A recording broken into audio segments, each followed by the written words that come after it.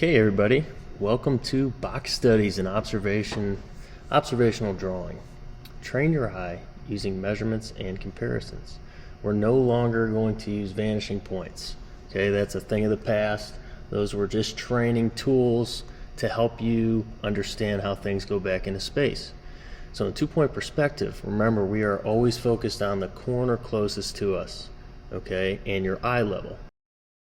So here's image number one. You can see I'm holding my pencil up to that corner closest to me. I am trying to measure the length with my pencil, and this is how you do it. Now this doesn't mean I'm going to take this length and transfer it down to my paper exactly as it is.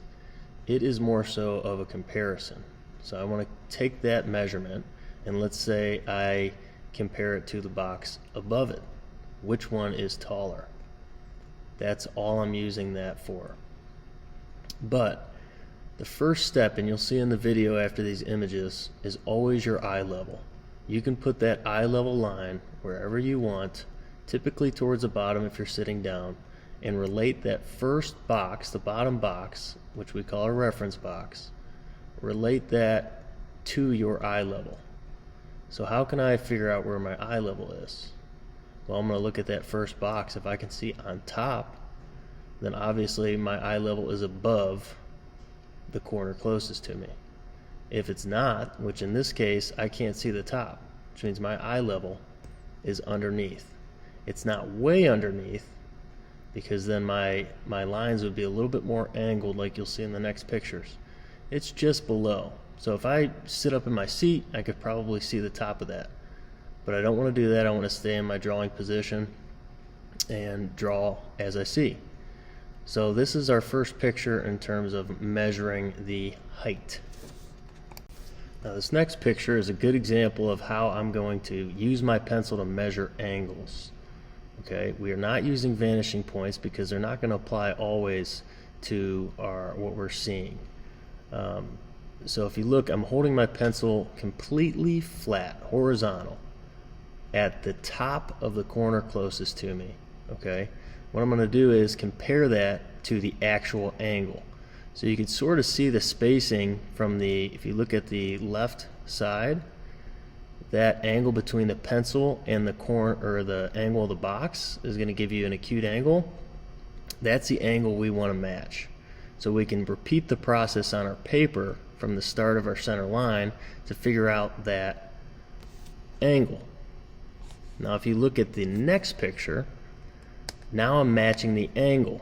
So I'm going to constantly go back and forth from flat to the angle, from flat to the angle, and I'm going to try and replicate that on my paper. And again, these are just guides and tools to help you find the angle. Is it exact? Not always, but you can do a pretty good job of figuring out the angle that you want using your pencil. Now image number 3 is an example of how I'm going to measure the top box in total length. Now normally I would measure the angle or the corner closest to us, but this one is facing us like a 1 point, so we're just going to measure the height of it. So you can see I have my thumbs pinched at the bottom of my pencil and the tip of the pencil at the top of the box. So I'm measuring the top to the bottom with my pencil. Now again, it's important to keep your hand the same distance from your face every time, because your angles will, or your measurements will change. So what I'm going to do is I want to see which box is bigger.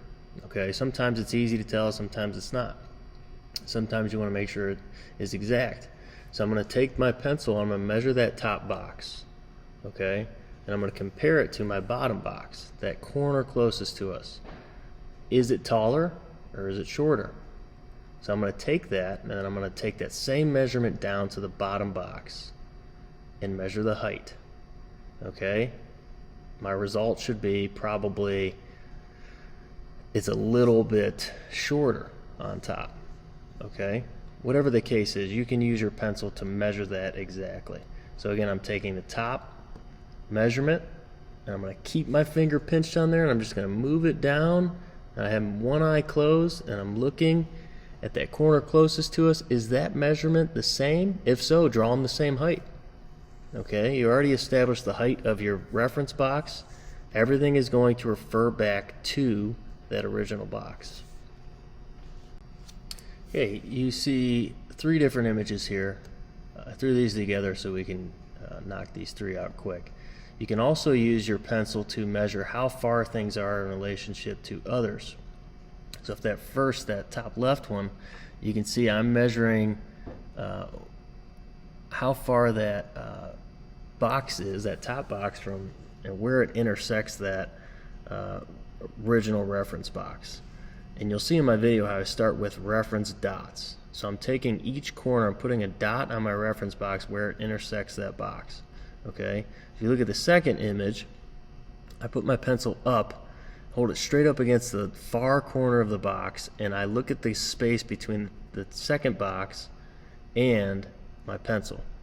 Okay, and I try to replicate that distance. Then you see the other side, I do the same thing.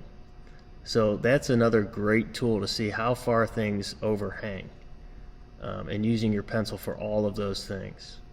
So when we go out in the hallway, it's going to be very helpful as well to know these measurement tools and put them into action. Okay, now this is a video of me going through this box drawing, and you can see the image on the left. So look at me, I start with my horizon line, okay, really lightly, starting anywhere. Now I'm looking at that reference box, okay. Oh, starting my corner too high. I want to put that corner right up to that eye level, because that's where my eye level is. It's pretty much right on the corner. So I can't see the top, but it's close. Now I'm measuring that angle to the left.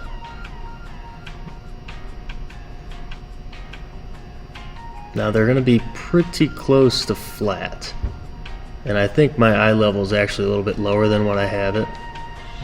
But that left angle is correct. It's coming down slightly.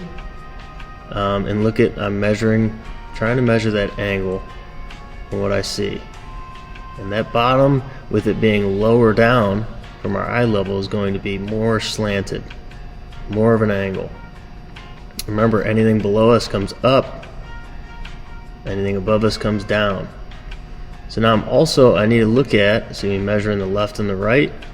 I want to make sure I understand which is longer in width, left or right.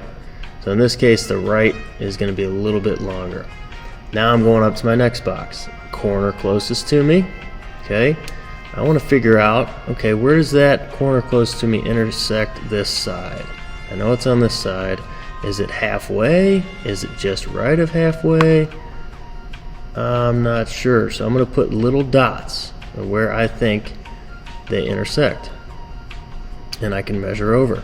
So that side is really foreshortened, so the dot for that far side is just slightly over, and then you can see the other one just to the left of my corner closest to me. Okay, start with my vertical line, corner closest to me. That's going to be my height. I got to figure out my height. Is it taller? Is it shorter?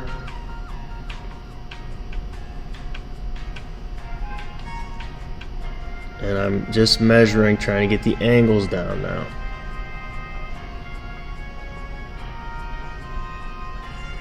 I can get that angle down and get that angle correctly. And I'm also going to compare it to the far side of the reference box. Okay, I'm going to let you guys just watch this, and I want you to keep in mind, start with your eye level, compare your reference box to your eye level. Can you see the top? If not, you are underneath. Any box that is above you, the angles from the corner closest to you are going down. If it's below you, like the bottom of the box, they go up. Use your pencil to measure the proportions, the height, the width, the angles, and use those as a guide to, or a reference to, other boxes. So compare it using measurements.